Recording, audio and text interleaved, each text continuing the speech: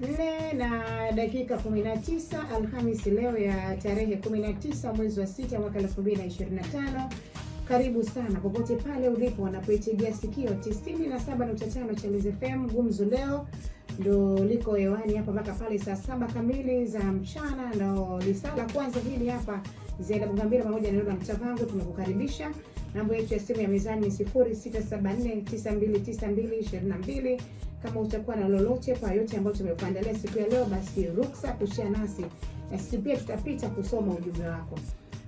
Mwezi uliopita, nafikiri mwezi mmoja uliopita, alikuja hapa afisa maendeleo ya jamii Spora Elisante kuzungumza kuhusiana na mikopo laini ambayo inatolewa na Wizara ya Maendeleo ya Jamii kwa kushirikiana na benki ya NMB, mikopo ya 7%.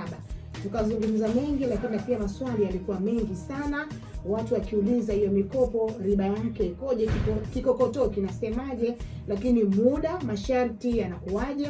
Sasa Madam Spora alituahidi hapa angewaleta wahusika waje kujibu maswali yote hayo. Sasa leo hapa ndani tunaye meneja wa benki ya NMB tawi la Chalinze Mbaruku Nyenga, lakini pia ameambatana na afisa mahusiano wa NMB tawi la Chalinze Sixbeti Komba. Kwa hiyo unayetusikiliza, kama na wewe pia ni mmoja wapo ambao unatamani kupata ile mikopo ya 7%, lakini una maswali mengi sana kuhusiana hiyo mikopo, basi wasikilize hapa vyote ambavyo watakwenda kuzungumza, alafu maswali yako pia watakwenda kuyajibu. Kwa tunakualika hapa kwenye hili sala kwanza ndani ya Walimwengu 4 dakika 20. Karibu sana.